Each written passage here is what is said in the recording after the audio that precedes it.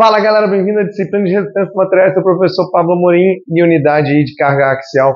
Primeiro exemplo para a gente fazer, olha aí, agora eu tenho elementos estaticamente indeterminados. Esse exercício ele fala o seguinte, um tubo preso em ambas as extremidades, engastado, né? Sofre um esforço no centro, na mesma linha dele, né?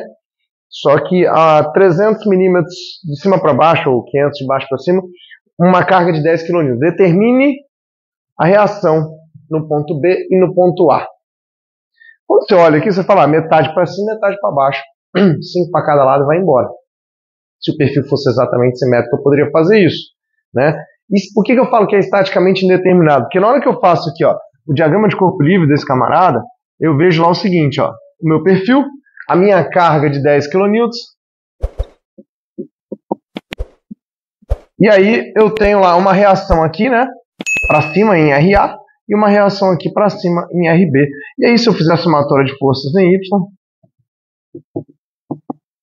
eu tenho que RA mais RB, que estão em mesmos sentidos, e opostos a P, é igual a P. Esse mais esse é igual a esse. Mas eu não posso chegar aqui e falar que eles são iguais. Se minha estrutura fosse toda simétrica, eu até poderia. E aí a gente entra em deformação. E aí a gente entra em deslocamento. O que o exercício, no fim das contas, fala? Eu vou colocar um ponto a mais aqui, eu vou chamar de ponto C, para a gente resolver ele, né? Ele fala o seguinte, olha, eu não resolvo aqui, só isso aqui puramente eu resolvo. Vamos entrar então em outra análise. Qual o deslocamento total que eu tenho entre o ponto A e o ponto B? Deslocamento entre o ponto A e o ponto B. Vou botar mais para baixo um pouquinho. Deslocamento entre o ponto A e o ponto B. Esse deslocamento total que eu tenho, se as paredes são rígidas, elas não movimentam, é zero. Posso aplicar a carga, ele tende a deformar. Quando eu aplico essa carga aqui, galera, lembrando, né? Esse perfil vai tender a fazer isso aqui, ó. Vou exagerar aqui com ele, tá? Ele vai tender a fazer isso. Ele tem esse gapzinho aqui que ele faz, ó. Só que a distância entre A e B ainda é a mesma. Essa distância aqui é zero. Entretanto, a distância que eu tenho na minha seção AC, daqui até aqui, ela aumenta. Ela aumenta esse tantinho aqui. Essa daqui é da minha distância AC, esse deslocamento de AC. E a minha seção de CAB,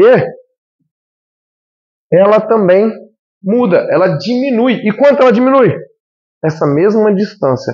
Então uma traciona e uma comprime. O que eu quero dizer é, o deslocamento que eu tenho das duas, elas são iguais. O deslocamento que eu tenho de A até C é igual ao deslocamento que eu tenho de C até D.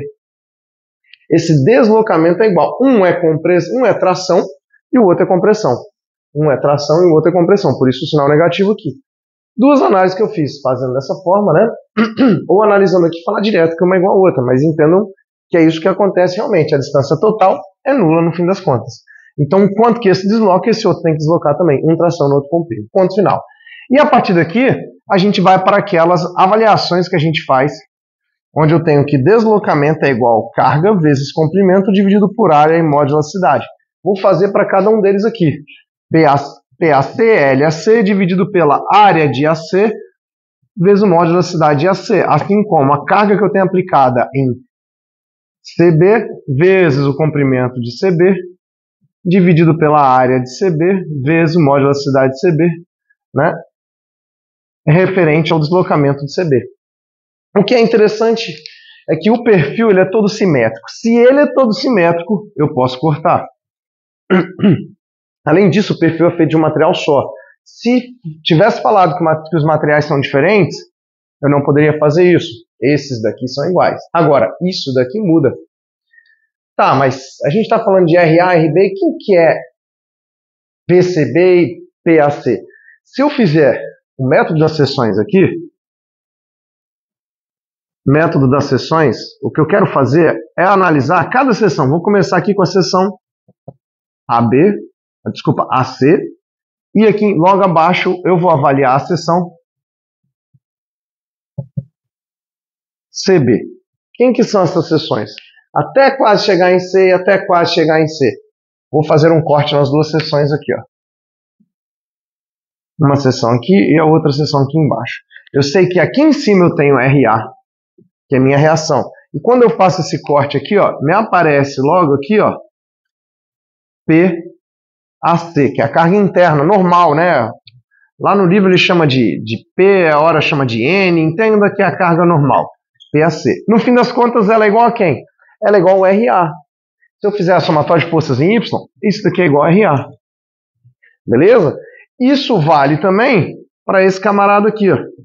Se lá embaixo eu tenho a reação RB, aqui eu tenho a minha carga normal CB, aqui é igual também a PCB, que é igual a RB. Então eu só mudei esses valores aqui para RA e RB. Tá? Então vou substituir aqui rapidinho. Eu tenho lá RA vezes o comprimento da minha seção AC, que é de 300 milímetros. Posso jogar 300 milímetros ou jogar em metros logo. Já que eu estou cortando aqui embaixo, eu posso jogar 300 milímetros. Se eu não estivesse cortando aqui embaixo, eu teria que jogar o 0,3. Na verdade, aqui ia estar em metro, aqui em metro. É bom jogar sempre em metros os valores, tá? Se aqui tivesse milímetro e milímetro, também não haveria problema, né? Bom, é igual a RB vezes o comprimento de LCB, né? Que é esse 0,5. Beleza, aqui eu tenho duas incógnitas ainda, né? Mas aqui eu tenho uma outra equação. Então nós temos aqui, ó, duas equações. Uma oriunda lá das minhas equações de equilíbrio para sistema estático e outra para sistema com deformação. Essa daqui é minha equação. Essa daqui é minha equação 2, tá? E aí, galera, eu posso substituir uma na outra. Quem que é RA no fim das contas? RA no fim das contas é 10 menos RB. Eu poderia colocar aqui também que RA é igual a 10 menos RB. E RB no fim das contas é quem? 10 menos RA. Então qualquer uma dessas que você substituir aqui dentro, você vai resolver o exercício. Então eu vou pegar aqui o RA e jogar lá 10 menos RB vezes 0,3. Vou fazer a equação toda aqui certinho. Nos próximos exercícios a gente vai otimizando essas contas. 0,5. Então aqui no fim das contas, eu tenho lá aqui 3 menos 0,3 RB é igual a RB. Opa, 0,5 RB. Vou botar aqui. 0,5 RB. Então eu tenho que 3 é igual, passa para o outro lado, 0,3 mais 0,5, 0,8 RB. Quando eu venho fazer essa divisão, RB é igual a 3 dividido por 0,8. Né? Esse valor aqui me dá aproximadamente 3,75 kN. Então RB é igual a 3,24, 6, 6, 7, isso aí. 3,75 é igual a RB. E RA vale quanto? Substitui. Substituindo na equação aqui em cima, a gente tem que RA vai ser igual a 10 menos esse valor, 6,25 kN. Então olha que interessante. Lá no início a gente falou que as reações poderiam ser iguais. Se eu tivesse essas distâncias iguais, corta, elas realmente são iguais. Se essas duas distâncias fossem iguais, se a carga fosse exatamente no meio, beleza, essa carga é dividida por 2. Mas se eu tenho distâncias diferentes, eu tenho reações diferentes. E por que disso, galera? É muito mais complicado eu deformar uma seçãozinha de 300 milímetros do que 500 milímetros. Isso porque se for um aço,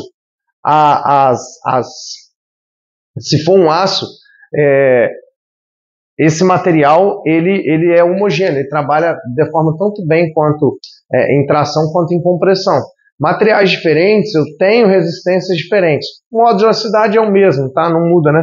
Porque estamos falando aqui dentro da lei de Hooke, né? Isso aqui está dentro da zona elástica do meu material, tá? Então, em cima disso, galera, a gente consegue achar essas reações. E mais, tá? Se eu quiser calcular a tensão, que ele fala que o diâmetro é de 10 milímetros, a gente consegue calcular a tensão também. Tá? Espero que tenham gostado. Dá um like aí, curte, compartilha e qualquer dúvida manda aí, galera. Valeu, bons estudos.